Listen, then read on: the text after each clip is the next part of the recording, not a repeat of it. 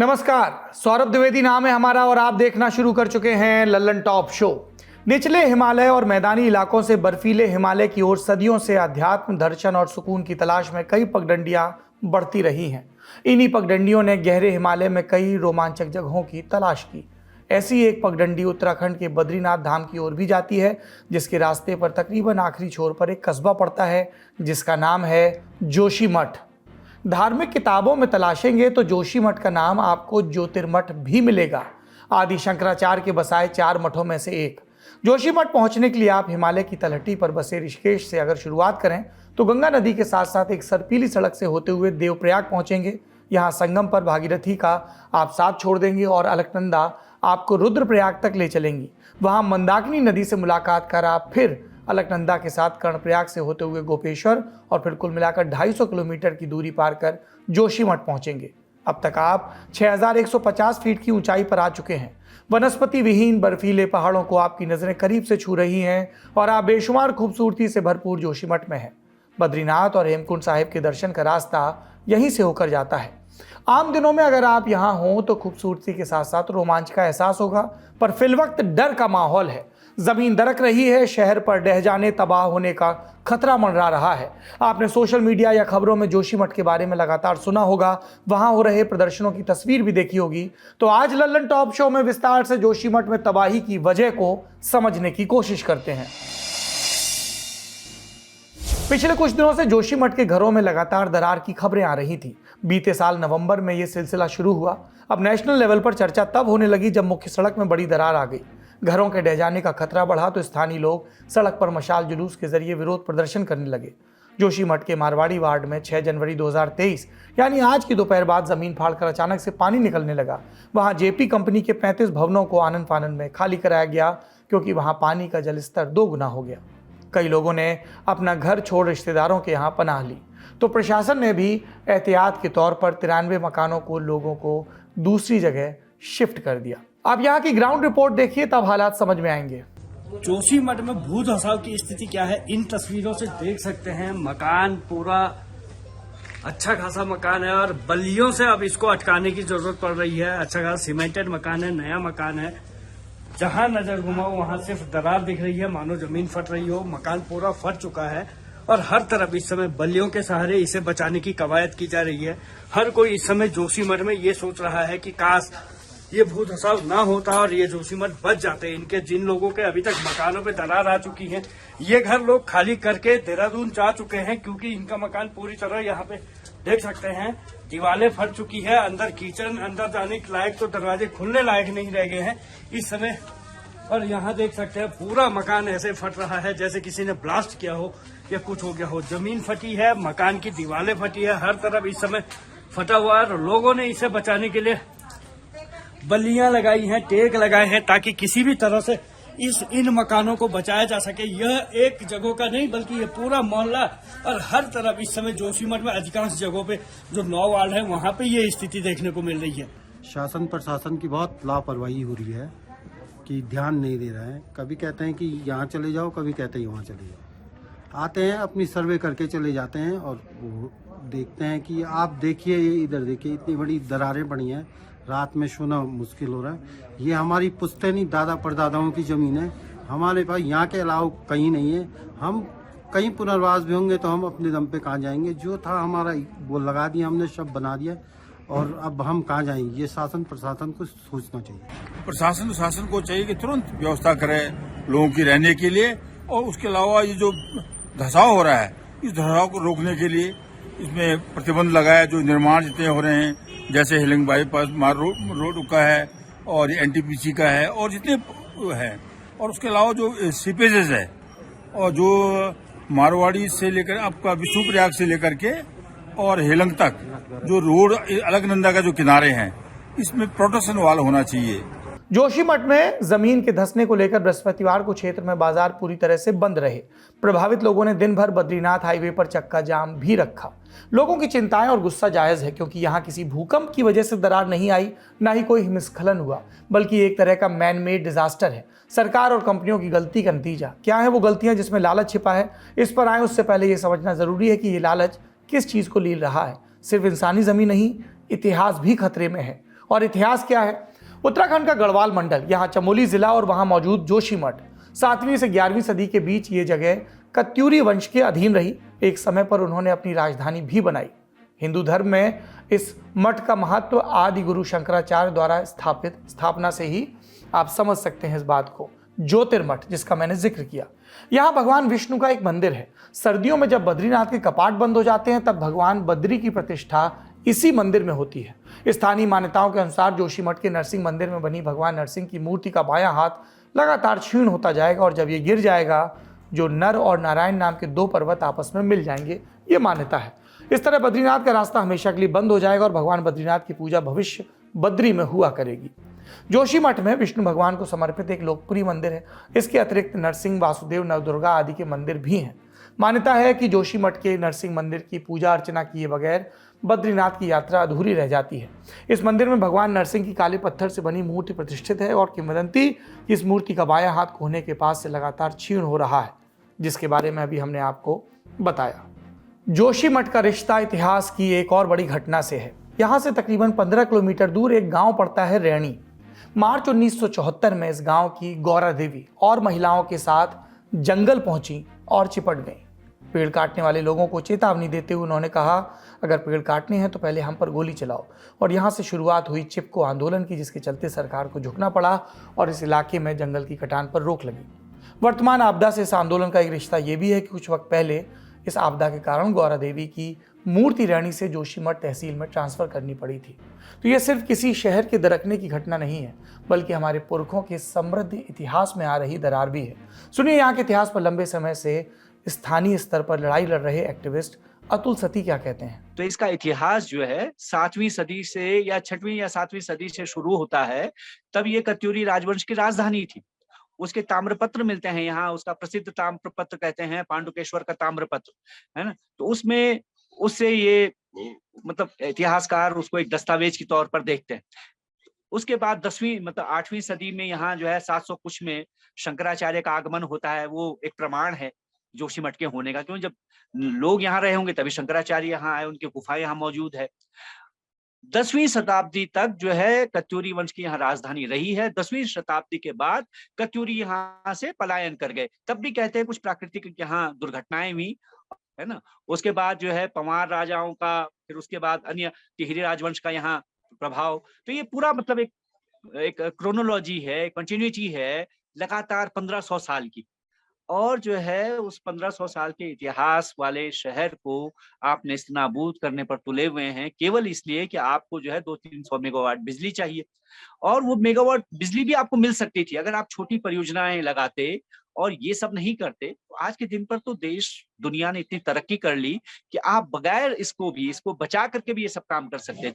लेकिन क्योंकि ये बड़ी परियोजना, बड़ा पैसा, बड़ा कमीशन और बड़ा लालच, तो ये जो है ये लालच जो है आज एक पूरे शहर को कब्र के ढेर में बना देने पर तुला हुआ है।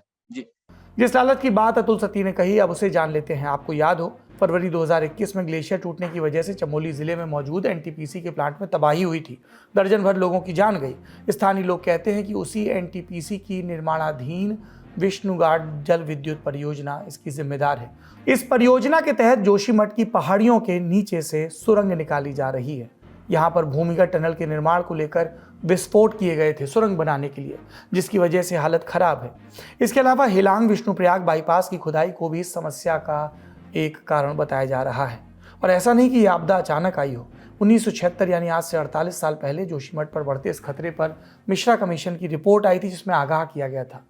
जब उत्तराखंड यूपी का हिस्सा हुआ करता था, ये तब की बात है। और तब तत्कालीन गढ़वाल के कमिश्नर MC मिश्रा की अध्यक्षता में 18 सदस्यीय टीम ने ये रिपोर्ट बनाई थी। इसमें शहर के धंसने का जिक्र है। बढ़ती जनसंख्या की वजह से हुए भवन निर्माण से 70 के दशक में भी लोगों ने भूस्खलन और सड़क में दरार की शिकायत की थी, जिसके बाद कमेटी बनी और रिपोर्ट आई। इसके मुताबिक जोशीमठ प्राचीन भूस्खलन क्षेत्र में मौजूद है और ये शहर पहाड़ से टूटे टुकड़ों और मिट्टी के अस्थिर ढेर पर बसा है, जिसके चलते नींव कमजोर है।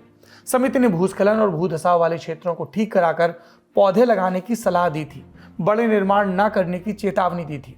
साल 2001 में उत्तराखंड स्पेस एप्लीकेशन सेंटर के निदेशक MPS बिष्ट और पीयूष रौतेला ने भी ऐसी एक रिसर्च सबमिट की थी जिसमें जोशीमठ के सेंट्रल हिमालयन और भूकंप जोन में होने की बात लिखी गई थी।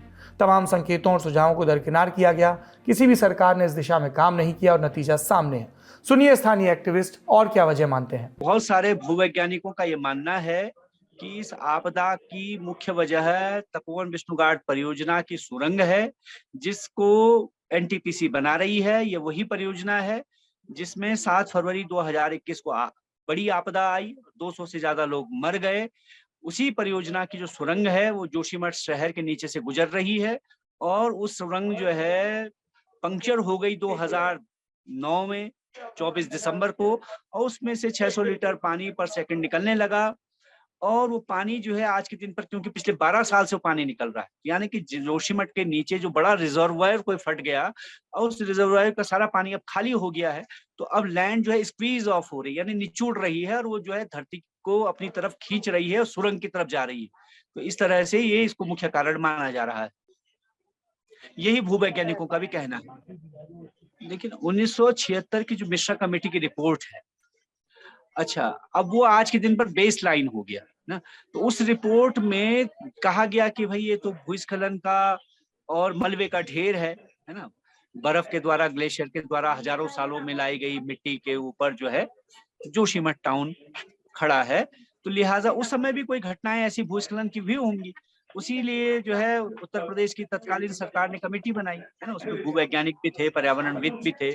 तो उन लोगों का ये ऑब्जर्वेशन था कि अगर जोशीमठ को की लॉन्गेविटी यानी कि इसकी उम्र को बढ़ाना है, उसके लिए जरूरी है कि यहाँ कुछ चीजें न की जाएं, जैसे कि यहाँ भारी निर्माण न किया जाए, यहाँ विस्फोटकों का इस्तेमाल न हो, जो इस जोशीमठ के नीचे जो बोल्डर्स हैं उनको न छेड़ा जाए, यहाँ जो ढलान है उन ढलानों पर वृक्षारोपण किया जाए, जो यहाँ जंगल है उसे न काटा जाए। तो उस पे कुछ हाँ ये हुआ कि क्योंकि यहाँ की पानी की निकासी की व्यवस्था नहीं है, यहाँ सीवेज वो बने, व्यवस्था हो, पानी निकासी की व्यवस्था हो, लेकिन ये सब चीजें हुई नहीं। और इनके बजाय जो है, जो कहा गया था कि भारी निर्माण ना हो, बेतहाशा निर्माण होने लगा। जल विद्युत परियोजनाएं यहाँ लगने लगी। एक तो जयप्रकाश कंपनी की परियोजना यहाँ काम कर रही है, जो विष्णु प्रयाग परियोजना। तो उस परियोजना की जो सुरंग बन रही थी, जब उसमें भी भयंकर विस्फोट यहाँ हुआ, पूरा जोशीमठ उससे हिला। और उसके बाद जो है ये NTPC की टनल आ गई, और ये 2003 से हम लोग इस बात को उठाते रहे कि भाई ये जो अगर आप टनल बनाएंगे, मतलब आप लगाइए कि 23 दिसंबर 2003 को मैंने पहला पत्र हम लोगों ने लिखा है राष्ट्रपति को, तब अबुल कलाम साहब जो है राष्ट्रपति होते थे। उसमें ये आशंका हमने, ये एप्रीहेंशन हमारी थी, ये जाहिर की हमने कि अगर इस जोशीमठ के नीचे से आप सुरंग ले जाएंगे तो ये पूरा शहर तबाह हो जाएगा। आज हमें दुख है कि हमारी जो तब की एप्रीहेंशन थी, हमारी जो आशंका थी, वो सच साबित हो रही है। पूरा शहर जा रहा है, और ये शहर जो है कोई आम शहर नहीं, ये पूरे उत्तराखंड का, आप किसी भी इतिहासकार से पूछे, सबसे पुराना नगर है। इसके अलावा अलकनंदा और धौलीगंगा दोनों ही नदियां जोशीमठ शहर के नीचे की मिट्टी का कटान कर रही हैं। जानकारों के मुताबिक भूस्खलन के मामले में ये क्षेत्र ज्यादा संवेदनशील है। हालांकि कुछ लोग कहते हैं कि शहर में ड्रेनेज सिस्टम न होने की वजह से ज्यादा समस्या है। यहाँ पर्यटकों की संख्या बढ़ रही है, अनियोजित विकास हो रहा है, ये भी प्रॉब्लमेटिक है। जोशीमठ में भारी भवन निर्माण की शुरुआत साल 1962 के बाद से हुई। 1962 में चीन के साथ युद्ध के बाद इलाके में तेजी के साथ सड़क का विकास हुआ, सेना के कैंप बनने लगे, हेलीपैड बने। शहर के बढ़ते महत्व को देखते हुए बसाहट बढ़ती गई, कई होटल खुले, फिर लोगों ने कारोबार शुरू किया। औली और बद्रीनाथ समेत हेमकुंड साहिब तीर्थ ने उनके कारोबार को बढ़ाया, फिर देश भर के लोग यहाँ पर आने लगे। कई ऐसे होटल हैं जो 5 से 7 मंजिल तक ऊंचे हैं, लेकिन अब ये सब खतरे में है। आपने होटलों और ऊंची इमारतों के खतरे में होने की बात सुन ली। अब एक और रिपोर्ट के बारे में जानिए जो वाडिया इंस्टीट्यूट ऑफ जियोलॉजी ने की है, देहरादून से संचालित होती है। यहाँ की रिपोर्ट के मुताबिक ये शहर 85 मिलीमीटर प्रति वर्ष की रफ्तार से धंस रहा है, यानी ज़मीन के भीतर जा रहा है। जाहिर सी बात है, ये बात खतरनाक है, क्योंकि ये एक बार की हुई घटना नहीं है। इस बारे में भूवैज्ञानिक ये मानते हैं कि अब इन दरारों को भर पाना भी लगभग असंभव है, क्योंकि शहर बहुत कमज़ोर नींव पर है, जैसा मैंने पहले जिक्र किया। इस बात को और समझने के लिए हमने भूवैज्ञानिक डॉक्टर SP सती से बात की। यह प्रश्न है कि जोशीमठ को रिक्लेम किया जा सकता है। जोशीमठ का जो स्लोप धंस रहा है, जो ढाल धंस रहे हैं, जो वहाँ लैंडस्लाइड आए, क्या उसको रिस्टोर किया जा सकता है? बड़ा दुखद है और ये उदास पहलू है, लेकिन नहीं किया जा सकता। ज़्यादातर जोशीमठ का ज़्यादातर पोर्शन को अब रिक्लेम नहीं किया जा सकता है, उसको रोका नहीं जा सकता है। जो घर वहाँ से नीचे की तरफ को ड्रिफ्ट हो रहे हैं वो नहीं बचाए जा सकते। अब स्थिति ये है, केवल एक ही काम किया जा सकता है और वो किया जा सकता है कि वहाँ के लोगों को बचाया जाए। अब सारा कंसंट्रेशन, शासन प्रशासन का सारा कंसंट्रेशन इस बात पे ध्यान होना चाहिए कि लोगों को बचाया जाए, लोगों की जिंदगियां बचाई जाए। समय रहते कार्रवाई नहीं हुई, आशंका है कि शहर हमेशा के लिए मलबे में तब्दील हो जाएगा और अब प्रशासन हरकत में है। बिगड़ते हालात को ध्यान में रखते हुए जोशीमठ शहर में एनटीपीसी के Tapovan Vishnugarh hydro power plant पर काम रोक दिया गया। इसके साथ ही हिलांग बाईपास रोड के काम को भी रोक दिया गया। साथ ही एशिया के सबसे लंबे रोपवे ओली रोपवे के परिचालन को भी रोक दिया गया। सुनिए स्थानीय प्रशासन अब क्या कह रहा है। देखिए, जैसे कि जोशीमठ में भूत उत्सव का काफी चल रहा है, हर जगह जोशीमठ में जगह जगह में भूत उत्सव हो रहा है, तो उसके कारण रोपवे के टावर नंबर 1 के नीचे वाली जो भूमि है उसमें भूत उत्सव हुआ है, जिससे कि रोपवे के टावर 1 नंबर को खतरा बना हुआ है। किसके आदेशों के बाद ये बंद किया गया? किसके आदेशों के बाद? अच्छा, ये जो लोकल एडमिनिस्ट्रेशन है इनके आदेशों से ये बंद करवाया गया है। कब तक बंद होने की उम्मीद है? नहीं, अगले आदेशों तक, जब तक इसकी पूर्ण जांच नहीं की जाती। लगभग कितने पर्यटक यहाँ से ओली गए होंगे इस समय पे? जो लगभग 250-300 पर्यटक पर डे इससे ओली जा रहे हैं रोपवे से। जिन्होंने अभी आना था वापस इससे? नहीं, वो कम है, संख्या उनकी कम है। स्थानीय प्रशासन के अलावा मुख्यमंत्री पुष्कर सिंह धामी ने भी कहा कि जोशीमठ में स्थिति पर करीब से नजर रखी जा रही है। भूकंप के अत्यधिक जोखिम वाले जोन 5 में आने वाले शहर का सर्वे करने के लिए एक्सपर्ट्स का एक दल भी गठित किया जा रहा है। मुख्यमंत्री दौरा करने वाले हैं और उससे पहले आया ये बयान। सभी लोगों के साथ इस पर एक गहन समीक्षा की रखी हुई है और हम पूरी तरह से जो वहाँ पर मैं कहूँगा कि दैवीय आपदा जैसी स्थिति है, उस स्थिति पर कैसे लोगों को ठीक प्रकार से रख पाएँ, कैसे उनका ठीक प्रकार से विस्थापन कर पाएँ, कैसे लोगों को सहायता दे पाएँ, कैसे हम शहर को बचा पाएँ, उसको लेकर हम बैठक करने वाले हैं। उसके अनुरूप आगे बढ़ने वाले हैं। हमारे आपदा प्रबंधन सचिव और हमारे अधिकारीगण कल से वहाँ पर गए हुए हैं और वो लगातार वहाँ का सर्वेक्षण कर रहे हैं। उस पर भी आज हम चर्चा करेंगे। भारतीय जनता पार्टी ने भी एक दल वहाँ पर प्रदेश अध्यक्ष जी के नेतृत्व में, प्रदेश अध्यक्ष जी के निर्देशन पर गया हुआ है। वह भी जल्दी प्रदेश अध्यक्ष जी को भी रिपोर्ट देगा और मैं आज की बैठक करने के बाद कल वहाँ जाऊँगा और मैं भी वहाँ जाकर देखूँगा कि किस प्रकार से हम बचाव के कार्य कर सकते हैं, किस प्रकार से शहर को बचा सकते हैं। दुर्भाग्य ये कि सरकारें तब जागती हैं जब जिंदगियां खतरे में आ चुकी होती हैं और नुकसान ऐसा कि जिसे रिवर्स नहीं किया जा सकता, दुरुस्त नहीं किया जा सकता। एक समृद्ध विरासत, अध्यात्म, धर्म और पर्यटन का शहर जहां जमीन के नीचे की धूल गुबार का शक्ल ले रही है। वक्त रहते ठोस कदम नहीं उठाए गए तो किस्से कहानियों में जोशीमठ के बारे में पढ़ा जाएगा, क्योंकि पहाड़ इंसान के लालच का बोझ अब बर्दाश्त नहीं कर सकते। ये था आज का ललन टॉप शो। अपना और अपनों का खूब ख्याल रखिए। उम्मीद है सोमवार को एक बार फिर मुलाकात होगी। शुभ रात्रि। एक और जानकारी, दिन भर की सुर्खियां जानने के लिए ललन टॉप का नया न्यूज शो सुर्खियां जरूर देखिए। आपके ज्ञान की गहराई नापने के लिए आ गई है ललन टॉप क्विज। मौके पर दो जवाब और मौके पर ही पाओ इनाम। सोमवार से शुक्रवार रात 9 बजे सिर्फ ललन टॉप ऐप पर। याद रखो कक्का की बात जो कही गई है, नॉलेज पर हाल लगाओ हाल फायदा, दे लगाओ का फायदा। तो फटाक से डाउनलोड करो ललन टॉप ऐप और आ जाओ 9 बजे क्विज खेलने के लिए हमारे साथ।